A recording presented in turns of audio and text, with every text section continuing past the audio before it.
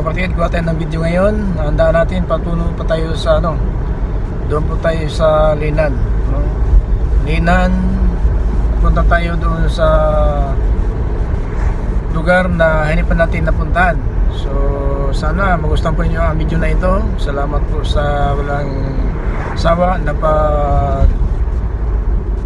subaybay po sa ating video, sa ating YouTube channel na ating pinupost mga kapatid. Ito po ay ginagawa po natin upang na marami tayong makikita sa lugar ng Japan, kung ano ba talaga ang makikita natin na nakita natin sa Pilipinas. Kaya like and share, subscribe lang po mga kapatid sa ating YouTube channel upang na tayo po talaga ay maka-update ng bawat araw na ating panibagong video na ating makikita po dito sa ating YouTube channel. So tara na, sabayan ninyo ako sa lugar na ating pupuntahan ngayon.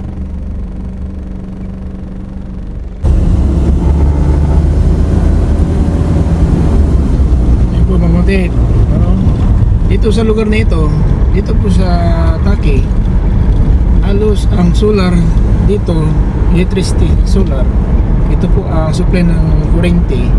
Halos dito ang lugar nito, kadalasan solar mga kapatid, no? Makikita po natin yan ngayon. Bagong video natin is May 28 mga kapatid. May 28 ngayon, 2022. So bagong video natin ito mga kapatid, no? Baka sabihin nyo luma, bago po ito. Ito ating video ngayon sa araw na ito is May 28, 2022. Ito mga kapatid, makita po natin mga solar sa kaliwat kanan. Ang solar dito mga kapatid, halos kadalasan solar. Sapagkat advantage ba ito mga kapatid, sapagkat darating ang panahon na mainit na ang panahon, hindi makaya talaga ng mga planta kung kuryente na ito po mga planta na dahil sa init mag-overheat, hindi maka ano talaga dito. Napakaraming solar mga kapatid, kaliwat kanan solar, no? Kaliwat kanan solar mga kapatid, yan po makita po ninyo yan, halos kaliwat kanan solar. Yan mga kapatid, solar talaga. Walang lugar na walang solar dito sa malapit ito sa Linan na lugar. Dalasan solar talaga. Dito sa kaliwat kanan mga kapatid, solar talaga yan. Makita po ninyo yan mga kapatid. Talaga dito sa lugar ito, ginagamit talaga ang lugar ito ng solar. Install po sila ng solar.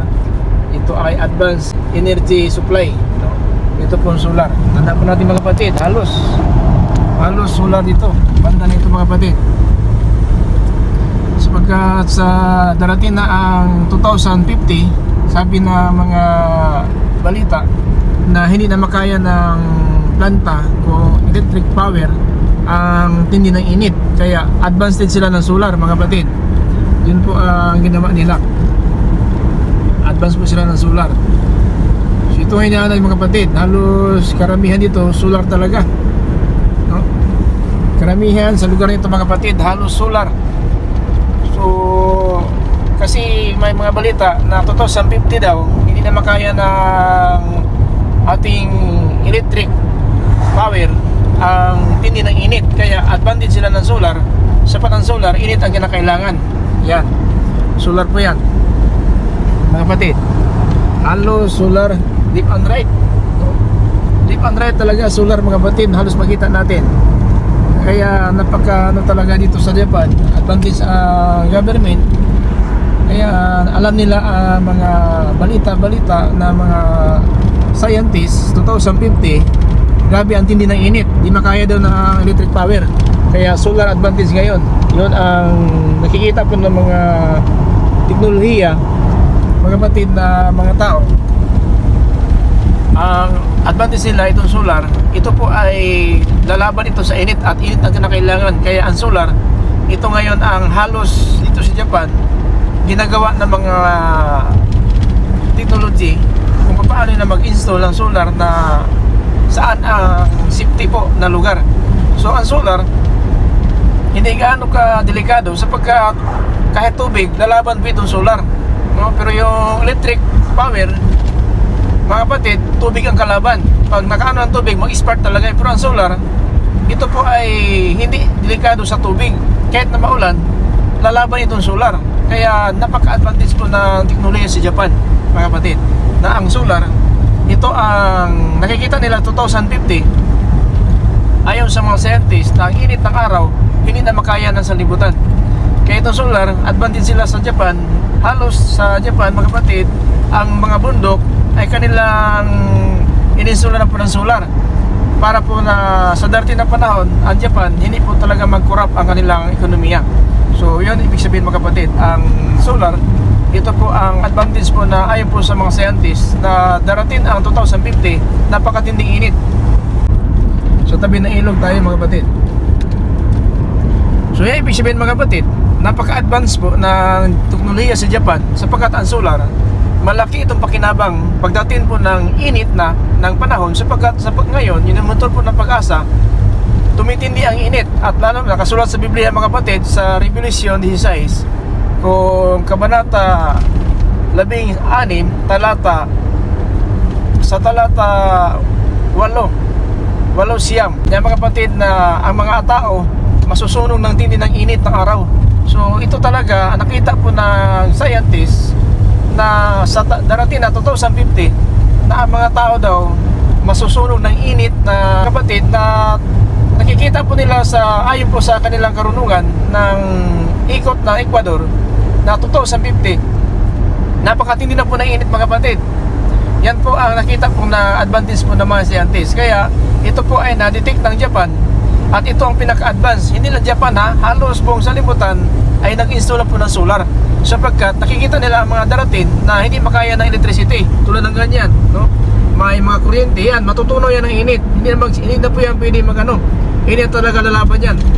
Hindi na makano yan kasi ang planta, ang makina, mga kapatid, mag-overheat na po yan. So ibig sabihin, hindi na mapakinabangan po mga kapatid ang itong kuryente, poste ng kuryente, matutunaw ito ng init, pero yung solar, lalaban po ito. So depende ng wire na ginagamit na Japan, kung anong klaseng wire, na ito po ay lalaban po sa tindi ng init. So ang teknolohiya sa Japan, mga kapatid, alam na po nila ang wire na nag-install po ng solar, lalaban talaga ito sa init. So kaya ito mga kapatid na ibig sabihin na bakit ang solar, nagsidatingan ang solar, yan no, solar yan. Dahil po mga kapatid, sa mga balita, talagang darating ang panahon na napakatindi na po, no? Napakatindi po na mangyari ng sanlibutan sapagkat ang Biblia sa Revelation kabanata 16 talata 8 ang kapatid ang tao masusunog sa init ng araw. So yan mga kapatid ang sinabi ng Biblia. So tama lang siguro na ang mga scientists ang estimated nila 2050. Pero hindi natin alam yan mga kapatid ha, kung yun talaga ang mangyari. Basta ang Biblia nagsasabi na po na matutunaw talaga ang mga tao masusunog ng init, tindi ng init. Ayan mga kapatid, ang Biblia sa Zacarias 14:12 na habang naglakad pa ang tao matutunaw ang paa at ang nalakad pa ang tao matutunaw ang dila at saka ang kanilang mga mata. So yan mga kapatid, ang Biblia po nagsasabi, ang Diyos po nagsasabi. So mangyari talaga yan, pero natin alam tulad ba na sinabi ng mga ibang mga balita sa scientists 2050, pero walang sinulat sa Biblia 2050. Ang ating nakita ngayon sa talagang patindi na po mga kapatid ang kalagayan natin.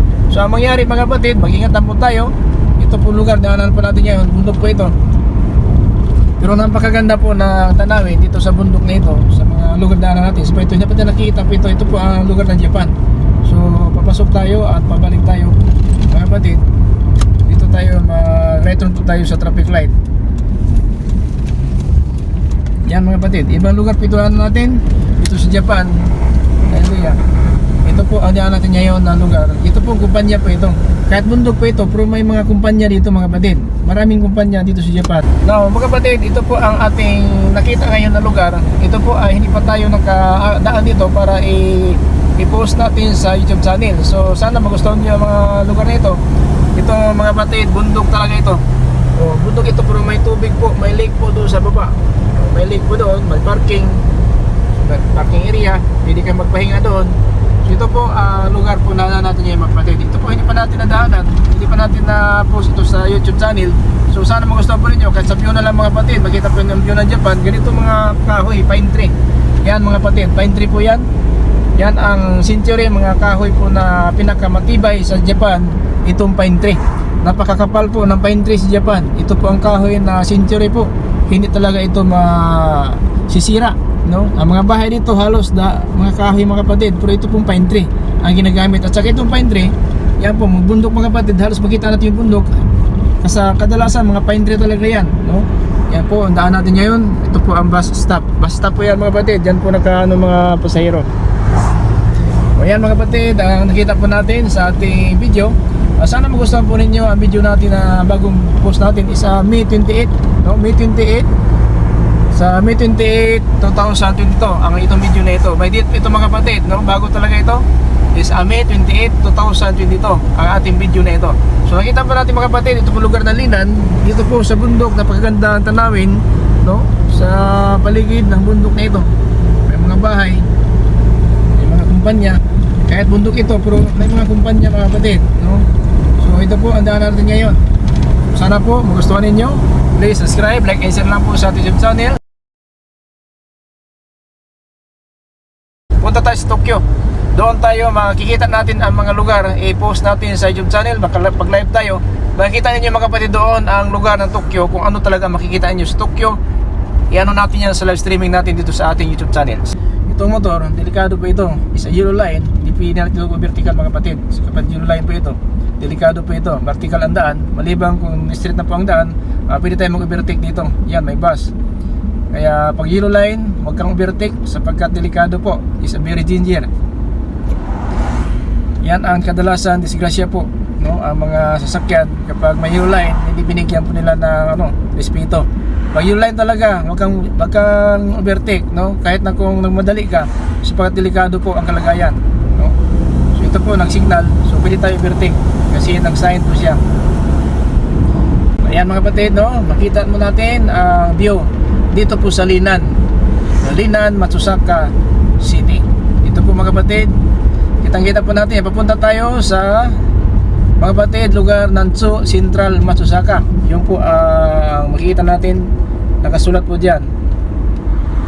Yan, mabasa kasi madilim. Yan, ito po ang lugar dito. Marami makikita tayo ng mga magandang tanawin dito mga kapatid. Magandang tanawin to. Ito po, gasoline station, Ineos gasoline station. Yan po ang presyo, 176, 165, 145. No, presyo po ng gasolina, special at saka diesel. So yan mga kapatid, ito po maganda po itong mga kahoy nito sa bundok. Ito po ang pine tree talaga, left and right. Pine tree yan. Yan po isa 20 years, harvest na po yan. 20 years talaga. Pag nagtanim po sila, mga kapatid, is na 20 years na pa ng record nila sa City Hall, pwede na i-harvest yan, 20 years. At magtanim naman sila ng bago, pero hindi po sila magkuha ng kahoy na yan sapagkat gobyerno yan, kahoy halos, gobyerno ang may-ari ng mga kahoy dito sa mga bundok. Hindi ka pwede magkuha. Kailangan kuha ka ng permit. City Hall, kung pwede ka pahintulutan na City Hall, pwede ka makakuha ng kahoy. So yan mga kapatid, ang nakikita natin ngayon, no? Sa ating video, sa ating kinukunan larawan ngayon dito po sa Matsusaka City. Ito ang Linan na lugar, papunta tayo sa Matsusaka City. Yan. So marami tayong nakikita mga kapatid, no? Sa dinaanan niyo mga kapatid, napaka ganda ng view ngayon sapagkat umaga pa. Yung mga palayan dito sa ating mga palayan sa baba. Yan, nakikita po natin mga palayan mga kapatid. Yan. Yan mga bahay. Ito bundok na ito. So ito talaga palayan. Yan. Kahit pampalay.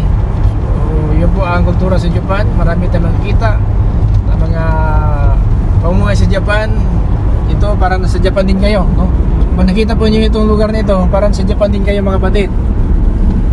Yan, expressway sa taas. Sa taas mga kapatid, expressway po yan. Yung po ang daan ng expressway doon sa taas. Yan, expressway po yan sa taas. Yan po ang daan ng expressway. Dito tayo sa baba. Yan po tulay. Tulay po yan na expressway. Pagtuloy tayo, reconnect po ating yan,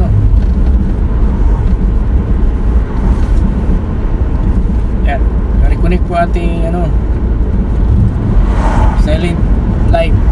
So yun po mga kapatid, kitang-kita po natin ngayon ang lugar dito po sa aking kanan. Ito sa kanan ko mga kapatid, may palayan din dito. Yan, nakita po niyo sa kanan ko mga kapatid, may palayan.